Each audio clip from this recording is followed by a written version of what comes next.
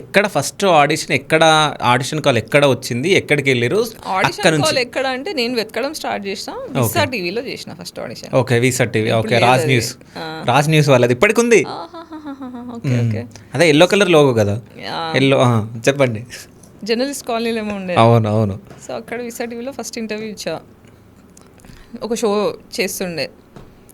So ఏమో అర్థం అయ్యేది కాదు, వెళ్ళి ఏదో అంటే ట్రైనింగ్ లేదు, అసలు ఏం చేయాలో తెలియదు, మైక్ పెట్టేసారు, బయట ఒక షో చేసేసిన నేను మస్తు కాన్ఫిడెంట్గా చేసేసిన, నడుస్తుంది. కానీ విసా టీవీ ఎవరు ఎక్కువ చూడాలో, అది చిన్న ఛానల్, దానికి ఎక్కువ రికగ్నిషన్ లేదు, అది దాన్ని ట్రై చేస్తుంటే సాక్షి దొరికింది. ఓకే, సాక్షిలో జాయిన్ అయినా. ఇక అట్లా మళ్ళీ సాక్షి తర్వాత అక్కడ చలో వచ్చింది, ఓకే డైరెక్షన్ ఎట్లా చేయాలో అర్థమైపోయింది. ఫస్ట్ యాంకర్గా జాయిన్ అయినా, తర్వాత ఎడిటింగ్లో కూర్చుంటుండే, దాని తర్వాత షోకి కంటెంట్ రాస్తుండే, దాని తర్వాత డైరెక్ట్ చేయడం స్టార్ట్ చేసిన. అట్లా 4 shows డైరెక్ట్ చేస్తుండే నేను సాక్షిలో.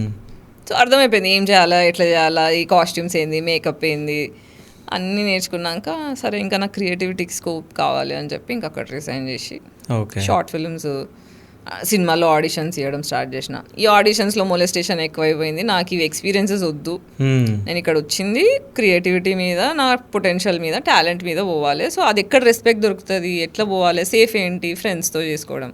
సో షార్ట్ ఫిల్మ్స్ చేస్తున్న బ్యాచ్, మా ఫ్రెండ్స్ అందరూ ఉంటారు కదా, అప్పుడే ఎవ్రీ జనరేషన్కి ఒక బ్యాచ్ వస్తారు, అట్లా ఒక 10-15 మంది ఫ్రెండ్స్ పరిచయం అయినరు, షార్ట్ ఫిల్మ్స్ తీసుకుంటుండే. ఆ షార్ట్ ఫిల్మ్స్ త్రూ మెల్లగా సినిమాలు రావడం స్టార్ట్ అయినాయి.